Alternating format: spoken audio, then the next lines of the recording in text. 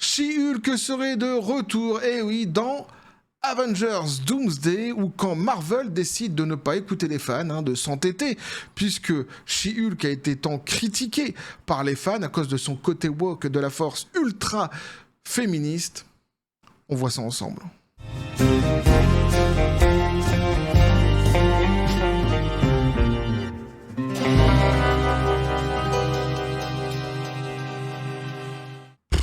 Bah, je sais pas quoi dire, c'est Marvel quoi. Ah, ils sont particuliers quand même chez Marvel. Petit café les copains.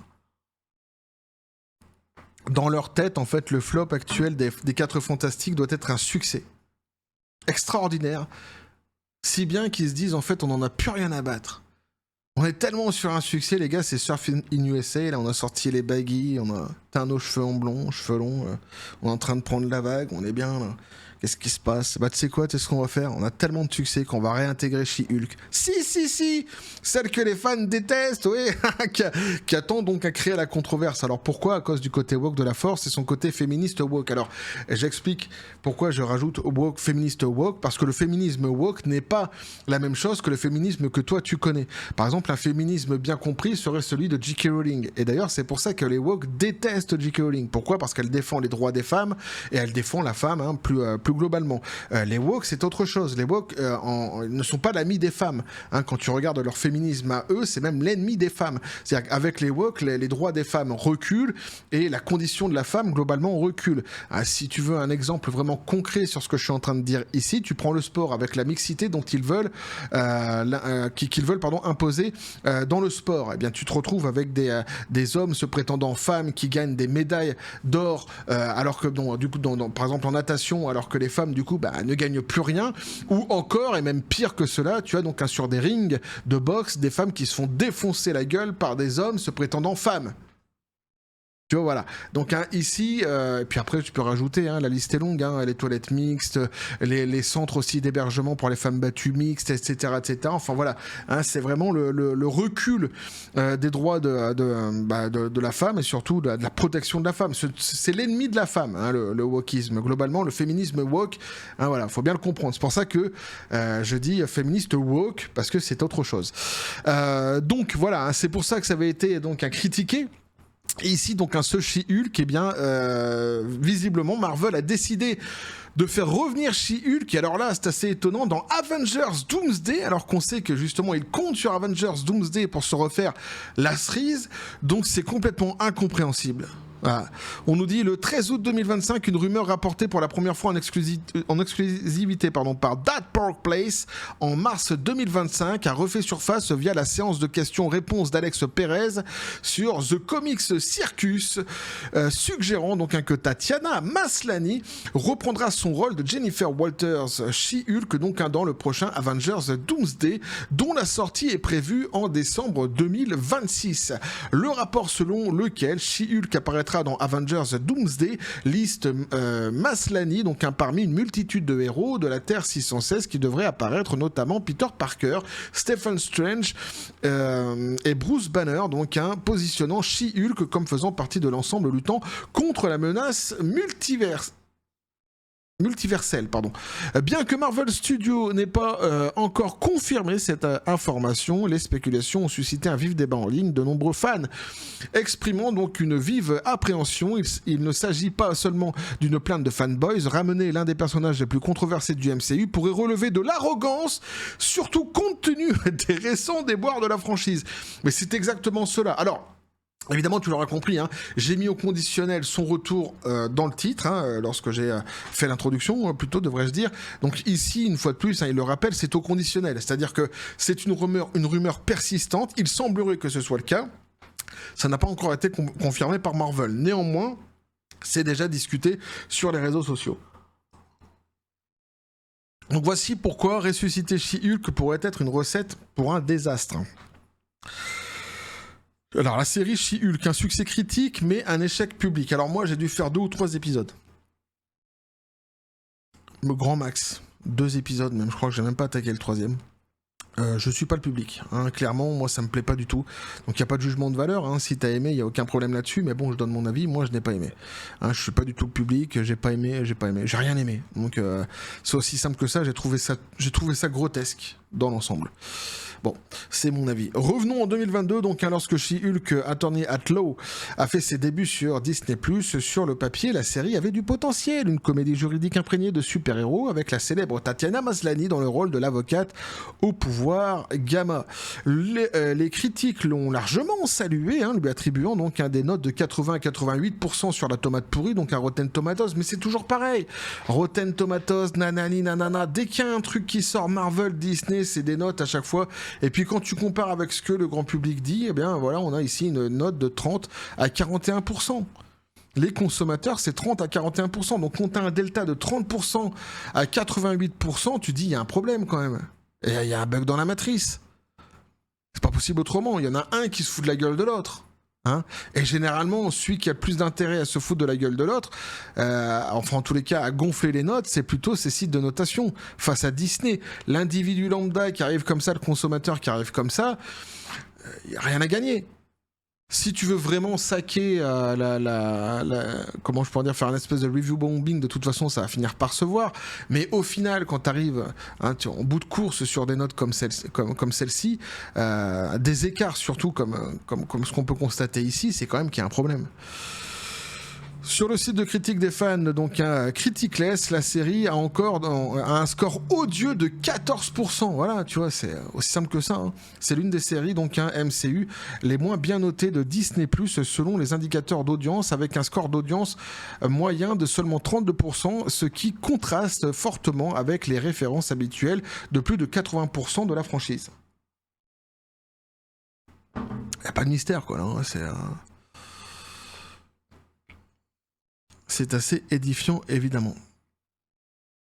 Donc, alors qu'est-ce qui a mal tourné ? Eh bien, la série était une propagande féministe assumée. Voilà, on va pas dire les choses autrement. Je rajouterais woke, hein, une propagande féministe woke assumée. Hein, donc voilà. Et quand ils disent assumer, c'est que effectivement ça a été assumé par Marvel et par Disney. Donc il n'y a pas de problème là-dessus. C'est pas un fantasme qui sort du cerveau des fans. Hein, ça a été assumé par Marvel, pointant constamment donc du doigt les fans et présentant même les soi-disant fandoms toxiques, parce qu'il y a eu les insultes évidemment qui ont été avec tout cela, comme les véritables méchants. Bien sûr, Maslany donc et bien d'autres ont continué à fustiger les fans hors caméra, affirmant que les critiques contre la série relevaient du critique bombing. Et pourquoi pas, plutôt que de véritables problèmes liés au message, à l'écriture et aux effets visuels de la série. C'est tellement pratique en fait d'insulter tout le monde, sauf que le problème c'est que quand tu fais un commerce, généralement t'insultes pas tes consommateurs. Si tes consommateurs, si tu vends des pizzas et que tes consommateurs te disent tes pizzas sont pas bonnes, c'est de la merde, tu vas pas insulter les consommateurs. Ouais, vous savez pas ce que c'est qu'une pizza? Ben quand même, là, parce qu'en fait, t'as littéralement mis une bouse de vache sur ta pizza, donc ça donne pas vraiment envie. Ouais, bah écoute, c'est nouveau, hein, j'innove, je suis dans la création, vous ne comprenez pas mon art. Tu vas pas dire ça, tu vois. Tu vas pas... Et en plus, encore là, tu vois, j'y vais soft, hein, eux, ils y vont avec les insultes. Voilà. Donc des images de synthèse inégales, des incohérences de ton et une narration qui ressemblait davantage à une sitcom, mais c'est exactement ça, hein, qu'à une épopée de super-héros, étaient des plaintes fréquentes parmi les fans. Donc les données d'audience étaient médiocres, ne parvenant pas à percer les premiers rangs des flux Disney+, par rapport à des succès comme WandaVision ou même Loki, donc à une époque où les projets du MCU sont scrutés à la loupe pour chaque faux pas, faire revivre un personnage lié à un tel bagage semble être une tentative du destin. Mais c'est n'importe quoi ce qu'ils font. Actuellement, franchement, Marvel, c'est n'importe quoi. C'est même hallucinant, quoi. Vu d'ensemble, les difficultés du MCU et le risque d'orgueil. Marvel est à la croisée des chemins. Après Endgame, le MCU a connu une fatigue des super-héros, mais moi je suis pas d'accord avec ça. Mais non, je suis pas d'accord. Avec des recettes au box-office en baisse, des critiques en berne. Mais ça, tu vois, c'est ce que j'ai déjà dit, c'est la chanson à chaque fois qui nous est chantonnée justement par les presses mainstream pour ne pas expliquer pourquoi ça ne fonctionne pas. Il y a des raisons pourquoi toutes ces productions ne fonctionnent pas. Alors des scénarios qui sont complètement complètement bidons, des CGI qui sont nuls parfois, ou alors encore le tout mélangé en plus au wokisme. Tu vois, tu condenses les trois problèmes, donc forcément les gens ne se déplacent pas, vont pas dépenser du pognon parce que ça coûte cher le cinéma. C'est aussi simple que ça. Mais à côté, quand c'est bien fait, t'as Deadpool and Wolverine dernièrement qui a cartonné. Il n'y a pas d'essoufflement de super-héros.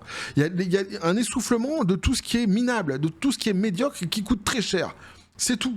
Voilà. Alors, en fait, aujourd'hui, ils pleurent parce qu'ils n'arrivent plus à prendre autant que par le passé les consommateurs pour des pigeons. Et le wokisme, d'ailleurs, a été un vrai réveil là-dessus. Ça a réveillé beaucoup de personnes sur justement ce qu'ils regardaient actuellement, sur ce que toutes ces productions ont diffusé. Hein, s'il y a eu un bienfait quelque part dans le wokisme, c'est bien celui-là, quelque part. Eh oui. Donc Avengers Doomsday est censé rectifier le tir, voilà, c'est ce que je disais, donc un réunissant des héros appréciés des fans comme les X-Men et Robert Downey Jr. dans le rôle du Docteur Fatalis pour combattre les incursions multiverselles. Injecter She-Hulk dans cet ensemble aux enjeux importants semble absurde, donc la rumeur la place aux côtés de poids lourds comme Thor et le véritable Hulk, mais sans arc narratif clair et détaillé, cela sans le remplissage. Et ouais, voilà, c'est ça. C'est-à-dire que il leur faut en fait leur côté woke de la force. Ils peuvent pas s'empêcher. C'est terrible pour Disney, pour Marvel quand même. Ils peuvent pas s'empêcher. Il leur faut leur ticket comme ça qui accrédite le fait que les copains, je vous oublie pas, on se prend des claques en ce moment dans la gueule, ouais, de tous les côtés, mais je vous oublie pas. Woke forever. Financièrement, c'est un pari risqué, donc tu m'étonnes, la série She-Hulk aurait coûté 225 millions de dollars, mais son faible taux d'audience ne justifiait pas une deuxième saison. Maslany a même confirmé en 2023 qu'elle a été exclue pour des raisons budgétaires. Putain, quand t'es face à un échec pareil, bordel, mais comment tu peux revenir après avec ce personnage-ci dans un film sur lequel tu comptes énormément justement pour te refaire la cerise après l'échec des 4 Fantastiques? C'est dingue. Donc la faire revivre dans un blockbuster de plus de 400 millions de dollars pourrait faire grimper les coûts sans pour autant renforcer l'attrait. Les fans ne réclament pas davantage de Jennifer Walters. Les sondages et les statistiques sociales montrent plutôt une demande pour des classiques comme Spider-Man ou Wolverine. Bah ouais, cette décision donc sent l'orgueil, ignorant les commentaires du public en faveur de la continuité pour la continuité. Donc de plus, les critiques woke ont entaché les récents opus du MCU. Et ouais, les propos ouvertement sociaux de She-Hulk a amplifié ce phénomène, donc entraînant de mauvaises critiques et des boycotts. Ah, mais c'est simple. C'est simple. Go woke, go broke. Point final. Boycott, bim, tu l'as dans l'os, pas de saison 2. Bah ouais, mais tu ramènes pas le personnage woke après dans un Avengers Doomsday. C'est aussi simple que ça. Dans un climat politiquement tendu, donc sa réintroduction pourrait raviver des tensions que Marvel ne peut se permettre, d'autant que Doomsday doit fédérer les fans et non les diviser. Conclusion, il est temps de laisser dormir les Hulk endormis. En résumé, She-Hulk reste l'un des personnages les plus impopulaires du MCU et ne devrait donc pas apparaître dans Avengers Doomsday. Les faibles audiences de sa série, son accueil catastrophique et son manque de demande font de son retour des Avengers Doomsday une idée absolument désastreuse. Marvel devrait se concentrer sur les acteurs qui ont fait leurs preuves pour rétablir la confiance, mais alors pas de Pedro Pascal, hein. Oubliez-le. Non, mais Marvel, si vous passez par là, oubliez Pedro Pascal, on n'en peut plus. C'est pareil, les gens ont une saturation totale, pas de super-héros, mais de la gueule de Pedro Pascal. Ah, je peux t'assurer qu'ils sont un paquet. Ils sont très nombreux à en avoir marre de lui et de sa propagande woke dans chaque interview. Plutôt que de risquer donc une nouvelle aliénation, si cette rumeur se confirme, ce pourrait être de l'orgueil qui condamne le renouveau de la franchise. Les fans méritent mieux, espérons que Kevin Feige ou Feige, comme certains à chaque fois me reprennent dans les commentaires, ça sert à rien de me reprendre, tu vois, c'est comme Bob Iger, je le prononce à la française. M'en fous, moi, de comment ça se prononce en réalité. Et puis Kevin Feige, de toute façon, je peux t'assurer qu'ils s'en tapent les Pokéballs aussi de moi. Il me connaît même pas, donc restons tranquilles. Donc, mais si l'histoire est un indicateur, ce n'est pas le cas. Donc qu'ils finissent par écouter les fans. On a peu d'espoir. Voilà ce que pouvait nous dire l'article, les copains. Donc si la rumeur finit par se vérifier, puisque pour l'instant ce n'est qu'une rumeur, oui, mais c'est une rumeur persistante. C'est pas la première fois qu'elle arrive. Elle revient une fois de plus. Cette fois-ci, donc, c'est Ça a été une fois de plus évoqué lors d'une interview. Donc forcément, on finit par se dire que cette rumeur persistante pourrait ne pas être une simple rumeur, et auquel cas, si c'est ça, eh bien on est face à évidemment de l'orgueil de la part de Marvel, hein, qui voudrait donc mettre She-Hulk dans Avengers Doomsday, alors que normalement Avengers Doomsday est censé relancer la licence après l'échec, notamment actuellement, mais pas que, mais notamment des 4 Fantastiques. Donc ça serait une décision totalement incompréhensible, ou plutôt ce serait peut-être une décision qui ne serait là que pour combler un vide, un manque, et quel manque eh bien était-ce ? Eh bien c'est tout simplement le manque du côté woke de la Force, sans doute dans une production, et pour pouvoir donner des gages au côté woke de la Force en disant mais regardez, on a été chercher l'héroïne woke. Ouais d'accord, ok, celle qui t'a fait complètement flopper, celle qui t'a fait perdre je sais pas combien de pognon, celle qui a été une controverse totale au milieu des fans, et celle qui finalement en fait a fait en sorte que la série n'a pas été renouvelée pour une saison 2. Donc voilà, donc c'est complètement incompréhensible, c'est ubuesque, c'est du Marvel, et on verra ce qu'il en sera exactement. On va continuer à suivre tout cela, mais si la rumeur finit par se vérifier, c'est une absurdité extraordinaire, quoi. C'est incompréhensible. Voilà. Maintenant, à ce que on finisse par attendre que Kevin Feige écoute les fans, là aussi, à mon avis, on risque d'attendre longtemps, parce que visiblement, c'est pas son délire, c'est pas son truc.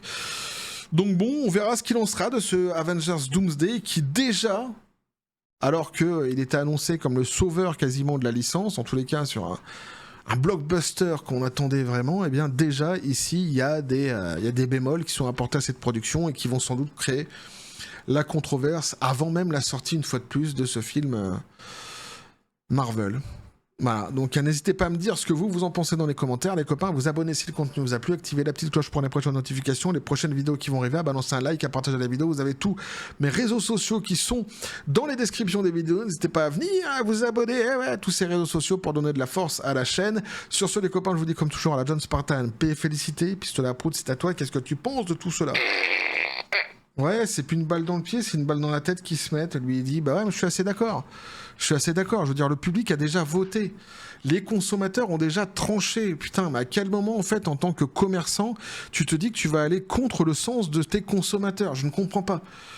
Moi, mon métier, c'est le marketing à la base. Je peux t'assurer que toutes les entreprises que je rencontre et qui ont cette philosophie, je leur dis directement, mais en fait, c'est pas vous qui avez raison. D'accord ? Vous avez des idées sans doute, si les idées sont bonnes et qu'elles sont perçues bonnes, vous aurez le pognon. Si vos idées sont mauvaises, il faut le reconnaître. C'est pas grave une idée qui est mauvaise, hein, mais il faut le reconnaître, il faut rebondir. Sans quoi, eh bien, tu ne fais pas avancer ta société. En fait, t'as pas besoin de faire des études pour le comprendre, ça. Tout le monde peut le comprendre. On va continuer à suivre tout ce délire sur cette chaîne. Et ouais, toujours dans la joie et la bonne humeur, et que la force soit avec vous.